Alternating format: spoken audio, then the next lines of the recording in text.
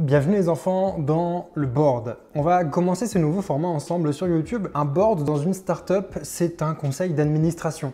C'est là où on parle chiffres, c'est là où on parle stratégie commerciale, où on parle des erreurs, des succès avec les investisseurs. Et donc, c'est là où on doit être absolument transparent. Et je me suis dit, tiens, pourquoi pas créer ce format sur YouTube?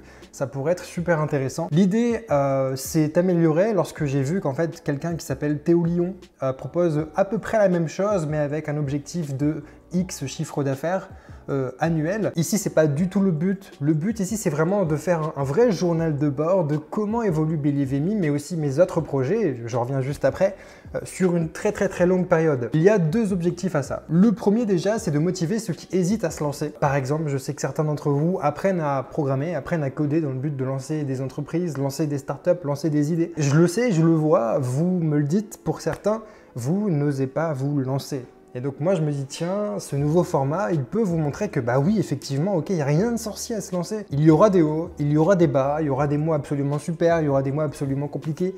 Tout ça sera retranscrit en toute transparence dans ce format, le board. Il n'y a vraiment rien de compliqué à se lancer, ce qu'il faut c'est juste oser. Et puis aussi, le deuxième objectif, c'est que je me dis, si je trace tout l'historique, tout ce qu'il se passe sur Believe in Me, mais aussi sur mes autres projets en vidéo, bah dans 10 ans, ça peut être super comme reportage.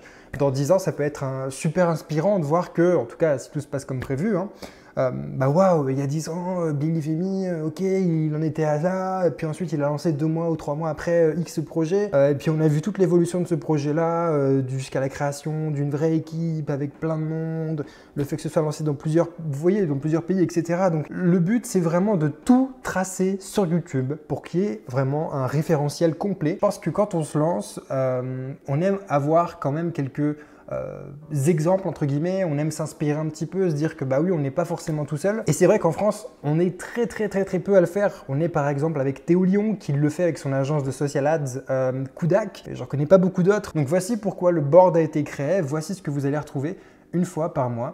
Ce sera vraiment tous les succès, tous les échecs et toutes les stratégies, tous les chiffres aussi de Believe in Me, dont on reparlera d'ailleurs en fin de vidéo. Avant qu'on parle de ce qu'il s'est passé cet été avec le lancement du programme Rocket, ce qu'il s'est passé en bien, ce qui s'est passé en moins bien, vous savez que je suis développeur. Là, jusque-là, pas de problème. Vous le savez, j'ai fondé Believe in Me, je suis développeur. Bon. Mais je ne suis pas que développeur. En fait, si vous me suivez de près, notamment sur mes réseaux à moi, mon Twitter, mon LinkedIn par exemple, où je vais être un peu plus présent en octobre, je ne suis pas vraiment que développeur. Développer pour moi, c'est un moyen qui me permet d'arriver à mes fins.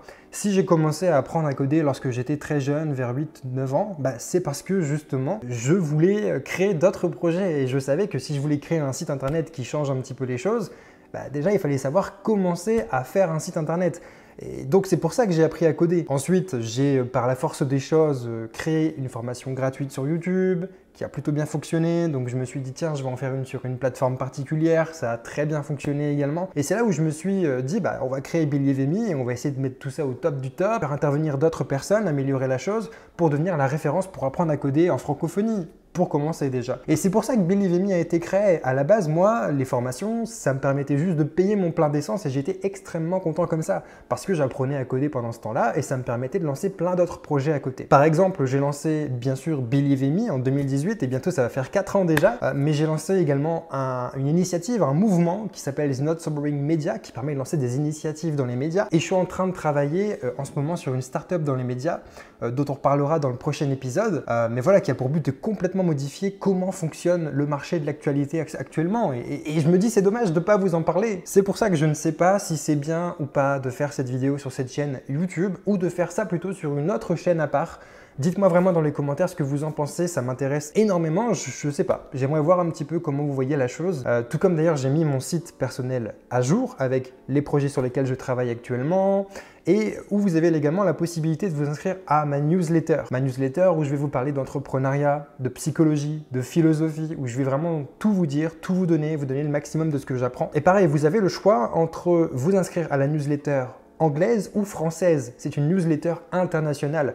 Parce que vous le savez, parler français c'est très bien, mais on est quand même assez réduit finalement. Quand on veut vraiment parler à tout le monde, quand on veut essayer d'impacter le maximum de gens, bah le mieux c'est quand même l'anglais. L'anglais, le mien, est pas exceptionnel, très loin de là. Il faudrait vraiment que je parte aux États-Unis par exemple pour l'améliorer, et c'est prévu l'année prochaine. La question que je me posais aussi, c'est est-ce que vaut mieux que je fasse ce board en anglais ou en français sur une autre chaîne ou sur cette chaîne? Dites-moi dans les commentaires ce que vous en pensez. On va essayer de faire un board assez concis pour ce premier épisode. On va donc commencer à parler de cet été avec le lancement du programme Rocket. Si vous me suivez depuis pas mal de temps, vous savez que je suis complètement un fou du travail. J'ai beaucoup de mal à décrocher parce que ça me plaît. Quand vous êtes passionné par exemple par les jeux vidéo, vous jouez tout le temps.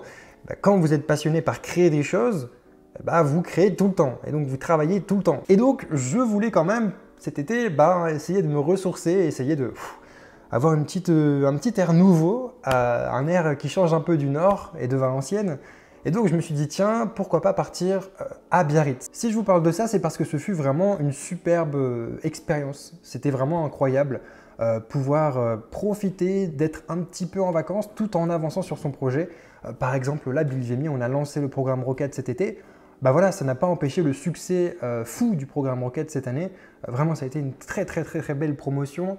En même temps, on a beaucoup travaillé dessus. Maintenant, il y a des conférenciers qui viennent donner des conférences aux étudiants. On a par exemple Axel Paris, Lior Shamla, Mansour, Imran ou encore Alex ATC. On a maintenant des directs avec la promotion beaucoup plus fréquemment. Là, par exemple, on s'est vu il y a quelques semaines pour se présenter tous ensemble. Et c'était ultra bienveillant. C'était vraiment génial. Pour le coup, ça devait durer 45 minutes. Ça a duré finalement 1h30. De la même manière, on a d'anciens étudiants, par exemple Jérôme de la promotion Fondation, donc du programme Enquête 2020, qui est là pour aider et challenger et lancer des défis aux étudiants de la promotion Margaret Hamilton. Donc c'est une communauté extrêmement soudée. Il y a également David qui vient pour m'aider et pour organiser quelques directs avec la promotion. Donc franchement, il y a un beau cercle vertueux qui s'est créé et je suis très content de voir que Billy Vemi, quelque part, a réussi à regrouper des gens très bienveillants. C'est vraiment l'une des qualités premières qu'on essaye d'enseigner dans Billy Vemi, que ce soit dans les formations ou dans le programme Rocket, c'est être bienveillant envers vous.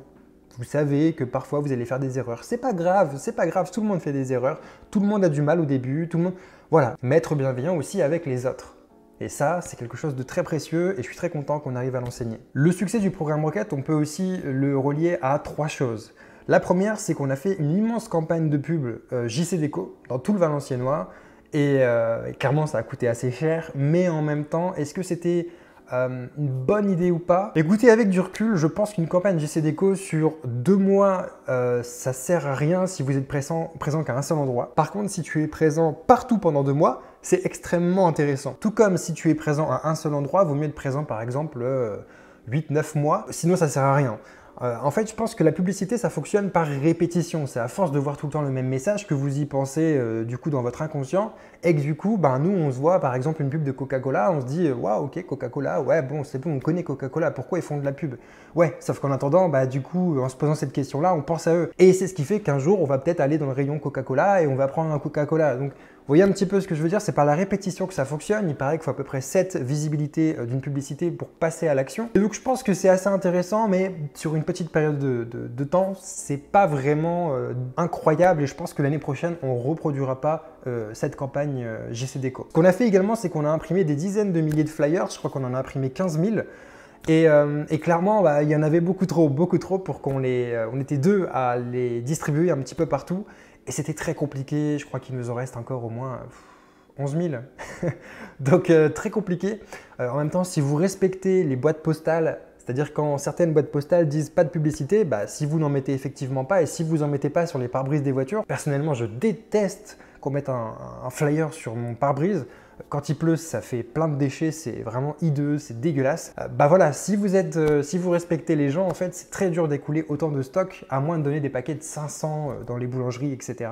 Chose qu'on n'a pas fait. Et on a également imprimé une centaine d'affiches. Et là, de la même manière, ce fut un petit échec parce qu'on a voulu les distribuer dans tous les pôles emploi. Et le problème, c'est que les pôles emploi ne peuvent pas prendre vos affiches, à moins que ça ait été validé par le centre Pôle emploi en France. Et nous, bien sûr, on n'a pas eu le temps de faire cette demande-là, donc voilà, les affiches, on les a gardées un petit peu pour nous, du coup, c'est un peu dommage. Pareil, est-ce qu'on le fera l'année prochaine? peut-être, mais je pense qu'on va s'y prendre en amont. Et puis enfin, la troisième chose qu'on peut attribuer au succès du programme Rocket cette année, je pense que c'est, bon, d'un côté bien sûr le fait que ça commence à faire ses preuves, hein. Ça fait 2 ans maintenant que le programme Rocket existe, mais je pense que c'est aussi parce qu'il y a eu beaucoup de créations sur les réseaux sociaux, en particulier durant le mois d'août, durant la période finalement du lancement du programme Rocket. J'ai créé énormément de contenu et ça se voit, d'ailleurs on le verra dans les chiffres du mois de septembre, on les comparera au mois d'août et vous verrez que vraiment le mois d'août était explosif.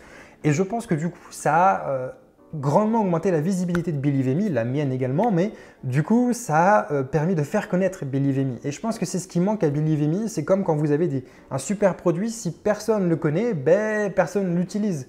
Et les cours Believe Me, ben, il n'y a que des super retours et je suis très content, on les améliore à chaque fois.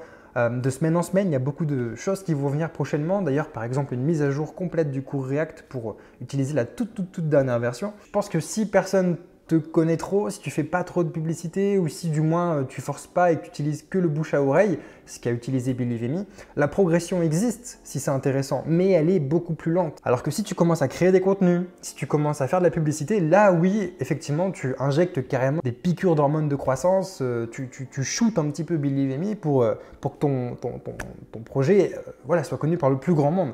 Et si effectivement c'est intéressant, bah, ça se traduit par une augmentation forte du nombre d'étudiants. Et c'est ce qu'on va voir d'ailleurs, c'est ce qui s'est passé. Avant de parler des chiffres du mois de septembre, on va déjà voir les côtés positifs d'une forte augmentation sur les réseaux sociaux, puis ensuite on parlera des côtés négatifs. Au niveau des côtés positifs, ben, le fait d'avoir une forte visibilité, c'est très intéressant parce que déjà personnellement, moi ça m'a permis de rencontrer beaucoup de gens que je ne connaissais pas. Parmi les côtés positifs, forcément, une augmentation de la visibilité, bah, ça permet aussi de faire une augmentation de l'audience de Believe Me. Et qui dit augmentation de l'audience dit une augmentation du nombre d'étudiants. Et ça forcément, bah, c'est positif parce que ça permet d'investir encore plus fort dans l'équipe et dans Believe Me. Maintenant, si on parle des côtés négatifs, il y a un gros côté négatif que je n'avais pas vu arriver. Il faut savoir qu'en 4 ans, déjà à titre personnel, moi je n'ai jamais eu de critique de qui que ce soit, c'est-à-dire sur moi. Par contre, sur Believe Me, bon voilà, de temps en temps, quand c'était les tout premiers cours au début, il y avait quelques toutes petites critiques de temps en temps. C'est vrai, on va pas se mentir. C'est pour ça que les cours ont été améliorés, que Believe Me a été fondé, etc. Et depuis, non, je n'arriverai même pas à vous dire de quand date la dernière critique qu'a reçue la plateforme Believe Me en tant que telle. Et là, ce qui s'est passé, c'est qu'avoir une forte visibilité sur les réseaux sociaux, en tout cas plus que d'habitude, faut modérer les choses, tu attires des gens qui ont passé une mauvaise journée, qui, peu importe, et qui ouvrent la porte de ta maison, qui te disent « t'es une merde », qui ferment la porte et tu n'as plus de nouvelles d'eux. Et ça a été ça des fois, voilà, pour certaines personnes qui sont venues comme ça, sans critiquer, sans dire pourquoi, voilà, juste c'est nul, juste va-t'en, juste arrête de faire ça, arrête de partager des trucs. Il y a eu une petite dizaine de personnes comme ça, alors c'est rien du tout face, voilà, on le verra aux chiffres, aux centaines de milliers d'impressions qu'il y a eu pendant le mois d'août. Moi, je prends très les choses à cœur. Et je suis quelqu'un de très empathique. Et c'était la première fois pour moi que je recevais des critiques un peu comme ça, notamment sur moi. C'était même pas fondé, c'était même pas sur les cours ni sur Believe Me. Et maintenant, ce qu'il faut savoir, c'est aussi que plus tu vas être visible, plus tu vas attirer des personnes qui vont vouloir te critiquer, peu importe ce que tu peux faire. Et on le voit d'ailleurs quand on voit des grandes entreprises, des grands influenceurs, bref, n'importe qui que vous connaissez qui a une grosse audience, elle peut dire ce qu'elle veut. Elle sera tout le temps critiquée. Et moi, c'était la première fois à ma toute petite échelle que ça commençait à effectivement avoir des critiques comme ça, un peu à la volée, juste de la critique méchante, quoi. Donc au début, c'était un peu déconcertant, mais on peut le placer dans les côtés négatifs. Maintenant qu'on a fait le point sur tout ça, on va parler des chiffres du mois de septembre. Dans un premier temps, on va parler des réseaux de Believe Me et ensuite on va parler de mes réseaux à moi. Pour le compte LinkedIn de Believe Me, on a fait au mois d'août 2762 impressions et au mois de septembre 1831. Donc moins 33%. Et vous allez voir que ça va souvent être comme ça, car en fait au mois d'août c'était vraiment une bulle qui s'est créée autour de Believe Me par rapport au lancement du programme Rocket. Et une fois que le programme Rocket a été lancé et que les inscriptions se sont clôturées, bah ça a baissé comme ça a diminué. C'est comme un gâteau qui s'est affaissé, quoi. C'est normal. Donc ça va être assez comme ça, mais vous allez voir que parfois on va le comparer au mois de juillet et en fait la progression entre le mois de juillet et le mois de septembre, qui sont 2 mois où bah, voilà, les contenus ont été plus ou moins similaires, même si on a accès un petit peu plus en septembre. Voilà, vous allez voir qu'il y a une énorme augmentation, donc c'est un petit peu le but aussi, c'est de voir que ok, par rapport à août, bah, c'est un peu moins bien en septembre. Mais par rapport à juillet, c'est exceptionnel. Donc c'est bien, on est plutôt sur une bonne croissance, je pense. Par exemple, donc LinkedIn, au niveau des abonnements, on était 290 abonnés sur la page Believe Me LinkedIn. On est maintenant à 319, donc plus 10%. C'est pas trop mal. Maintenant, voilà, LinkedIn, c'est compliqué apparemment en tant que page entreprise d'être diffusée, d'augmenter le nombre d'impressions. Et donc, c'est pour ça qu'à partir d'octobre, je vais surtout communiquer sur mon compte à moi, mon compte LinkedIn à moi, par rapport à Believe Me, bien sûr, mais par rapport aussi à l'entrepreneuriat, ce qui se passe, la psychologie. Et je pense que du coup, je vais plus axer sur ça plutôt que sur la page de Believe Me sur le mois d'octobre. Au niveau du compte Twitter de Believe Me, en août, on était à 314 000 impressions. Et en septembre, on est à 148 000, donc moins 50%. Pourtant, il y a eu beaucoup de contenus qui sont sortis ce mois-ci sur le compte Twitter de Believe Me. Là encore, l'effet Programme Rocket en août. Bon, bah ça explique le moins 50%. Si on compare avec le mois de juillet, par exemple, on était à 53 000 impressions. Donc 53 000 en juillet, 148 000 en septembre, ça fait x3. Je pense qu'on peut être content. Si on regarde maintenant le nombre d'abonnés, on était à 586 abonnés en juillet, 885 en août et 997 en septembre. Donc une belle petite croissance de 12% en septembre au niveau du nombre d'abonnements. C'est plutôt pas mal, je suis assez content. Au niveau du compte Instagram, je l'ai complètement laissé à l'abandon, mais on va quand même en parler rapidement parce que je vais axer dessus en octobre. En août, on était à 1133 impressions. Il y a eu quelques publications, notamment pour présenter les personnes qui venaient faire des conférences pour les étudiants du programme Rocket. Ça a plutôt bien marché. Et en septembre, j'ai commencé à faire quelques Reels. On est à 557 impressions, donc moins 50%. Maintenant, si on le compare au mois de juillet, on était à 60 impressions, donc plus 1000%. Donc forcément, il faut se rendre compte un petit peu des choses et se dire qu'on est vraiment sur une belle phase, je pense, pour Believe Me. Et au niveau des abonnements, là par contre, c'est vrai que c'est un peu moins bien. Sur Instagram, on était 61 en août, on est 70 en septembre, donc plus 15%. J'ai hâte de voir ce que ça va donner lorsque je vais axer beaucoup plus sur les Reels ce mois-ci. Là où c'est nouveau, c'est la création d'un compte TikTok. Je l'ai créé en juillet, donc en juillet, on avait 0 impression. En août, on était à 1500 impressions et en septembre, on est à 62 370 impressions. Donc plus 4000% sur le mois de septembre. Et au niveau des nombres d'abonnés sur TikTok, on était du coup à 0 en juillet, 69 en août. Et j'ai changé un petit peu le format du coup des TikTok pour rentrer vraiment dans ce qui marche bien. Et on est maintenant à 2371 abonnés, donc plus 3340%. Donc je pense qu'on peut être vraiment très fier de nous. Vraiment, le compte TikTok, il est vraiment en train d'exploser et je vais extrêmement focus sur TikTok le mois d'octobre. Et puis enfin YouTube, parce que Facebook, pour moi, c'est un réseau qui n'existe pas. YouTube, on est à 8000 spectateurs uniques en août et 6900 en septembre. C'est pas terrible, ça fait moins 13%. En même temps, il y a eu une formation pour faire une petite introduction au métier de développeur web qui est sorti cet été. Ça a beaucoup plu. Forcément, ça fait 6 vidéos, ça fait donc plus de spectateurs uniques. Il n'y a pas vraiment eu de vidéo au mois de septembre sur YouTube parce que j'ai du mal avec ce format. J'ai du mal à trouver le format YouTube. Alors le board, ça me plaît beaucoup, mais on ne peut pas faire que des épisodes du board. J'ai envie de vous délivrer aussi des choses sur YouTube et donc je suis en train d'y penser. YouTube, du coup, je me concentre un petit peu sur les shorts en ce moment, mais je pense que je vais créer de nouveaux formats. Je vais essayer au moins un format, je pense, en octobre et j'espère que ça fonctionnera. On verra. Au niveau du nombre d'abonnés sur YouTube, on est passé de 5023 en août à 5296 en septembre, donc plus 5%. Franchement, je suis assez déçu du résultat. Pour moi, la progression est vraiment pas corrélée à la qualité des vidéos qu'il y a sur YouTube, mais bon, c'est comme ça. On va essayer d'améliorer tout ça. Au total, sur le mois d'août, on avait donc 357 000 impressions sur tous les réseaux. Et là, cette année, on est à 226 000 impressions. On est donc à moins 36%, mais comme je vous l'ai dit, l'effet Programme Rocket en août, bah, ça joue beaucoup. Donc là, on part sur des chiffres, un chiffre de base de 226 000. Et le but, c'est quand même que pour le mois prochain, lors du prochain board, on augmente ce chiffre jusqu'à atteindre 1 million d'impressions. Vraiment, c'est l'objectif. Le but, c'est 1 million d'impressions en un mois. Donc, ça fait 1 million de personnes qui voient ce que tu fais. On va maintenant passer sur mes réseaux personnels à moi, sur mon compte Twitter. J'ai fait 30 200 impressions en août, 14 800 en septembre, donc moins 50%. En même temps, en août, j'ai bombardé par rapport au programme Rocket, peut-être un peu trop d'ailleurs. Le but, c'est que j'améliore ce chiffre-là, puisque à partir du mois d'octobre, je vais vraiment partager beaucoup sur Twitter et LinkedIn à propos de l'entrepreneuriat, mais aussi de tous mes projets, de Believe Me, de la psycho, de la finance, etc., de tout ce que je peux apprendre et savoir et donner comme idée, comme leçon que j'ai tirée. Je pense que le mois prochain, ce chiffre va augmenter. Au niveau des abonnés sur mon compte Twitter, on est passé de 3039 à 3042. Donc là aussi, c'est pas terrible. Sur LinkedIn, j'ai partagé un petit peu. Au mois d'août, on a fait 1431 impressions. Et au mois de septembre, j'ai dû écrire un post ou deux et on est à 1092 impressions, donc moins 23%. Sur LinkedIn, j'écris pas beaucoup, mais comme je vous l'ai dit, à partir de maintenant, je vais vraiment axer sur LinkedIn et Twitter.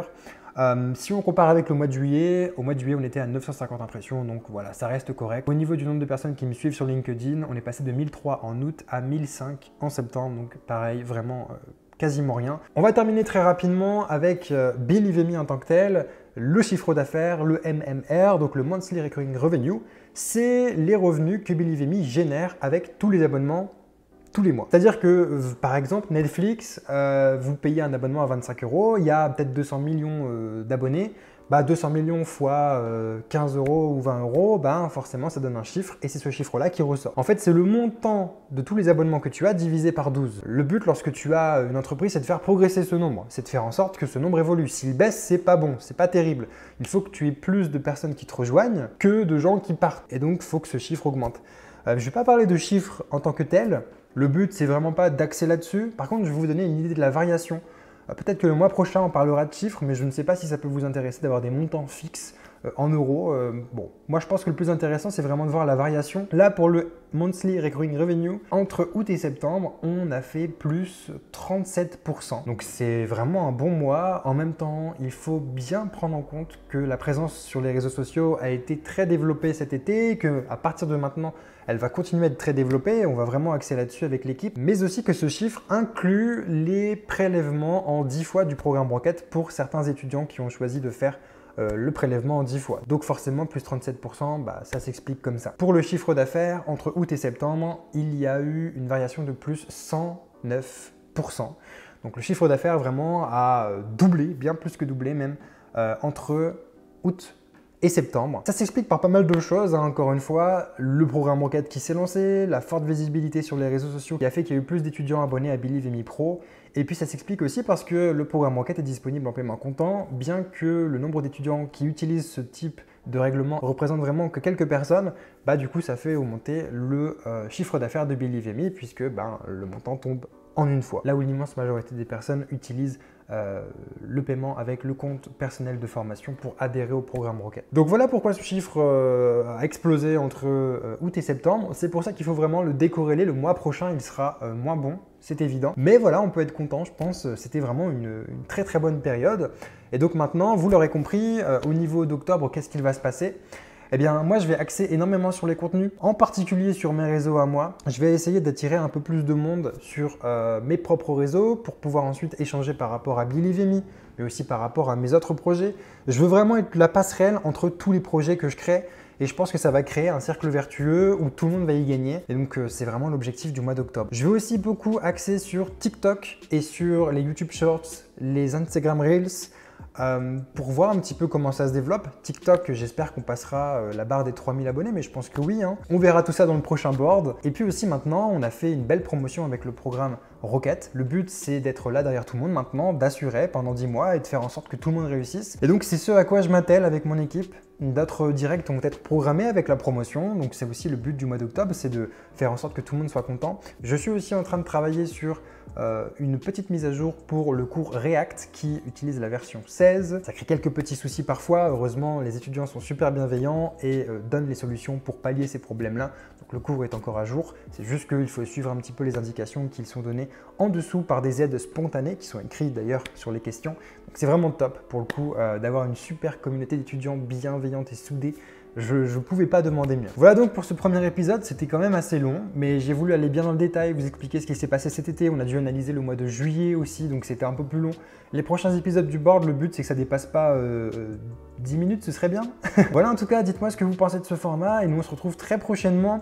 J'attends en tout cas dans vos commentaires ce que vous pensez par rapport au fait de est-ce que je continue sur la chaîne YouTube de Believe Me ou est-ce que j'ouvre une autre chaîne, et sur le fait que oui, est-ce qu'il vaut mieux faire ça en français, en anglais, qu'est-ce que vous en pensez?